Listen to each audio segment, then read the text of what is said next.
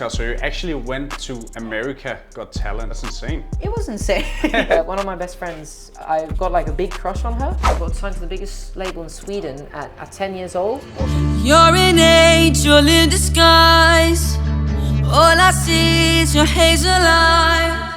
Oscar, welcome to the chair. Could you please tell the audience what's your name, what's your age, and what do you do? Hello everyone, I'm Oscar Stembridge, I'm 17, I'm a music artist from Sweden, and this is Karl's Kicks. Yeah, perfect. We are gonna speak English today because Oscar is from Sweden, I'm from Denmark, so let's try to keep it in English. I think that's gonna work out for all of us. Yeah. Det funkar bra, jag pratar svenska, inte danska.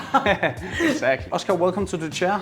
We're gonna clean your shoes. Yes. Make them look nice. Yeah, these look really disgusting, as you can tell. But it's because I've worn them and I love them, but they look like they need a. And if you cannot see it on the video, it's a pair of very colorful, nice dunks. Yes. For how long have you had the shoes? I've had these for I think a year and a half, maybe 2 years. Okay, so the condition is actually not that bad. Yeah, it's not that bad. It's just I've been wearing them a lot. So Ever since you walked away, been in the corner of your gate. That's probably only it. Enough about shoes. We are here to hear about you. You are a Swedish musician. Yes. Right? Yeah, I am. Yeah, I make music and I write songs. I've been making music since I was about, I'd say like 10, 11. Yeah. Well, I've been playing music since way early. I started actually like by just playing piano and guitar when I was like 6. Shit, yeah. Okay, that's early. Okay, so that's a pretty young age to start listening and playing music. What's your favorite instrument? I'd say my favorite instrument is guitar because it's really versatile. Yeah.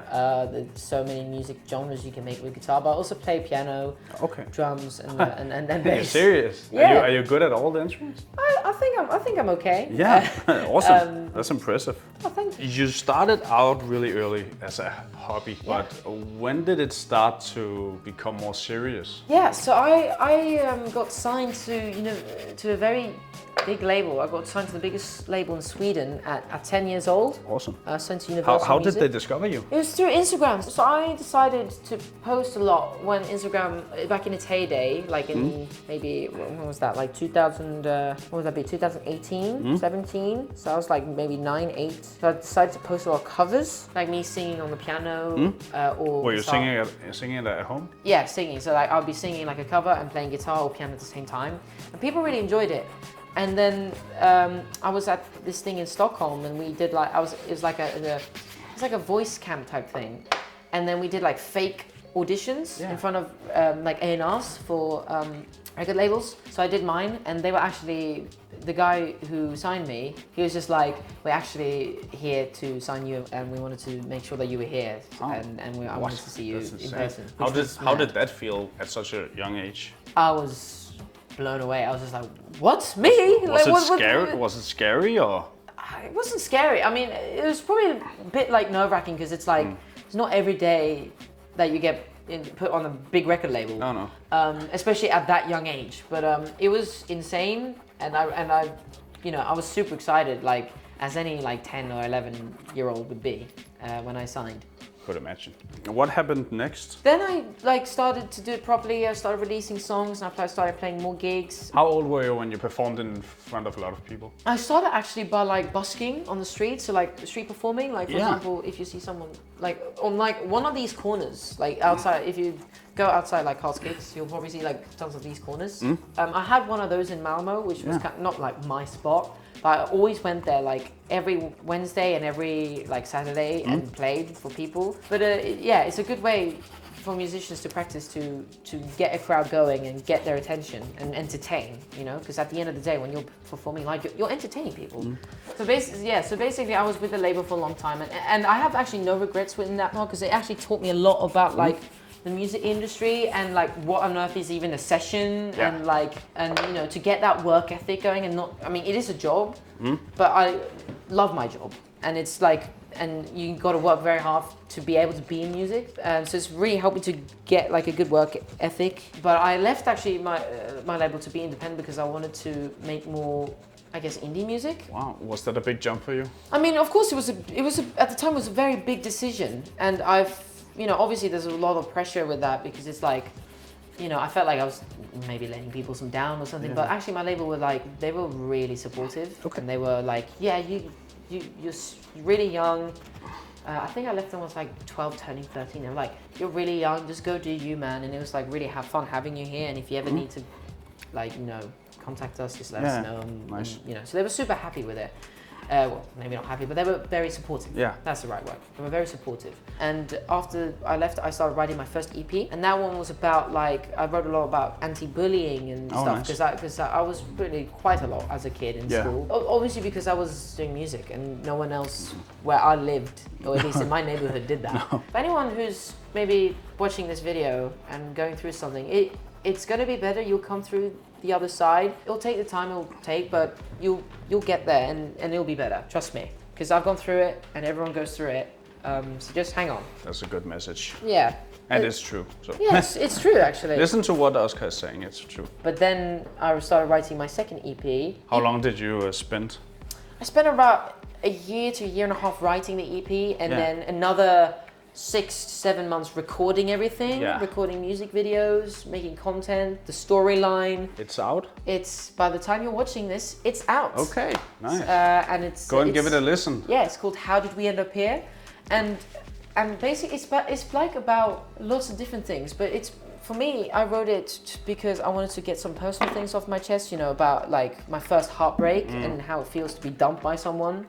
Oh, that's a terrible feeling. Yes. Never tried it myself, but yeah, it's always on the receiving end. It's called Idiot. That song was very emotional to write for me. Okay. But it's about that, but it's also about, you know, what's happening in the world and why there's still, like, for example, wars and conflicts going on. And also about mental health and some very important subjects. Yes, it's all important subjects, but also personal subjects for me as well. And it's also about, also have this song called Dead Man Walking, which is a very specific subject, but it's about falling in love with your best friend. Yeah. Because one of my best friends, I've got like a big crush on her. Yeah. And I couldn't, and it's also about like that you can't say. I hope she knows. Yeah. No, we've already talked about it and stuff, and it's all cool. But like when you don't know how to tell that to someone, it's like, what do I do? So I wrote that song, and it actually was really helpful to kind of overcome a bit that fear, to actually tell this person how I felt. Yeah, to get it off your chest. Yeah, exactly.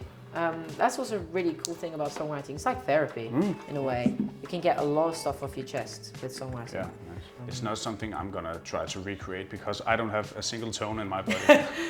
You do a lot of painting with shoes. That's a creative outlet. It's also a kind of therapy when you sit with the same shoe for 6 hours and just go through that. Yeah, exactly. You get into your own mind, and it's really nice. Yeah, I mean, that's. Creativity can be an amazing tool to help you. So if you're watching this and you want to do something creative, go do it. It's going to help you. Okay, Oscar, so you actually went to America Got Talent. Could you please tell us about that? That's insane. Yeah, it was insane. Actually, they have asked us like actually quite a long time for us to do the show. Did they contact you? Yeah, so they contacted us first, actually. So I took that opportunity and I performed my song What If on the audition, and I got 4 yeses, which was crazy.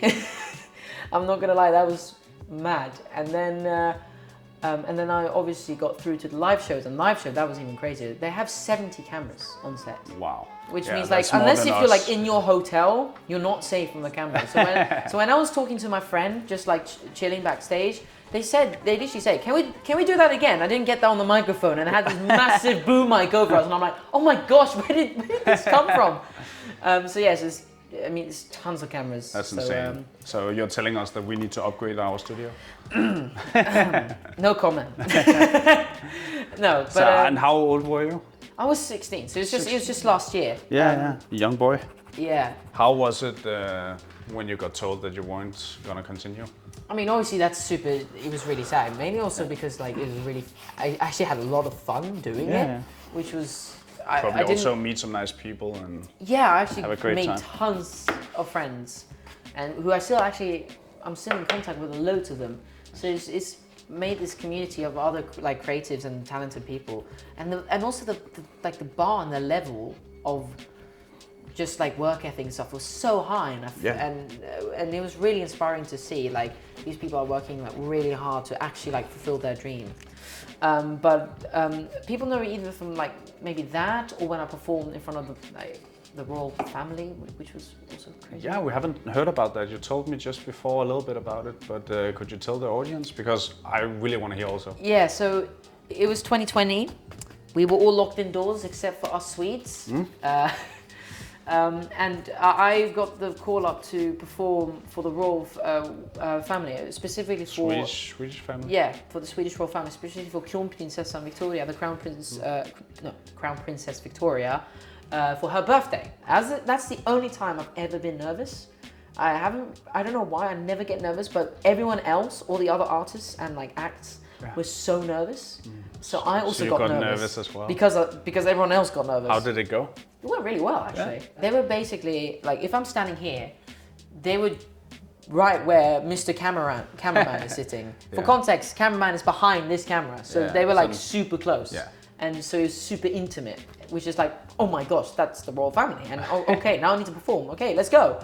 But it was really funny because it aired an hour after I played. So when I got back to the hotel, everyone was watching it and everyone was like, wait, you're there, and then so it wasn't live. Yeah, no, I mean it was live, but it was live an hour afterwards because delayed, they wanted her to get away from the place, obviously because that's all safety and stuff. Yeah, of course, it's safety. They are almost. Your shoes are almost done. They're almost done. They're looking hella nice now. They're looking better, but they're not looking perfect.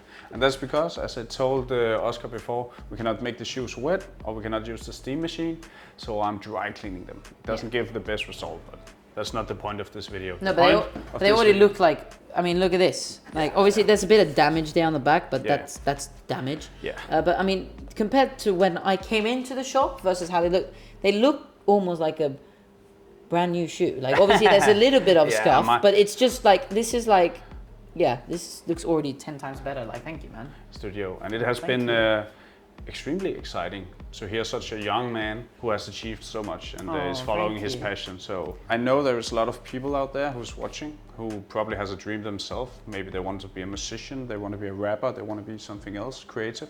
And do you have a tip for them? I would say for people watching at home, if you want to, it doesn't even have to be music. It can be anything like creative or something. Like, have fun with it and don't, because I heard from other musicians like that they feel like it's more like a job now. Yeah. I've never felt like that because I love making music. But if you want to do something creative, always like have fun with it, and obviously like practice on your art and on your creativity, and that's also super important. But have fun while doing it. Because if you're not having fun, then there is no point. It's not giving you any, sentimental. You're gonna burn out at some point. Exactly. Yeah. So have fun with it. I'd say is probably the biggest advice I can give. Okay, Oscar. Thank you for joining us today for a SneakSnak and a sneaker shopping also. So we have 2 videos with Oscar. So if you want to see more, see our other video. It's awesome. Yeah, you chose some very nice shoes. I chose some very nice shoes. We did that video first, so I can tell. So don't tell which one. No. You got to watch the video to know what shoes it was. Exactly. But it was an absolute pleasure. Thank you so much. And till nästa gång, det här är SneakSnak. Ja tack. Ja tack. Det var perfekt. Ever since you walked away, been in the gutter of your game.